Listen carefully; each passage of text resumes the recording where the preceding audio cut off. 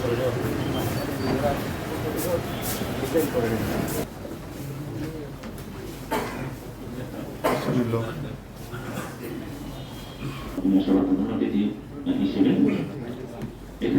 Doctor Patuakhali জেলার সকল আছেন, আপনাদেরকে স্বাগত জানাচ্ছি।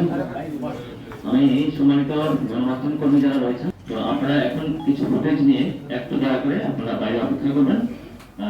আমরা যে এর আগে সরকারের মন্ত্রিসভায় দুটি মন্ত্রণালয়ের সম্মানিত প্রতিমন্ত্রীর দায়িত্ব পালনের পক্ষ থেকে আমি তাকে অভিবাদন এবং অভিনন্দন জানাই।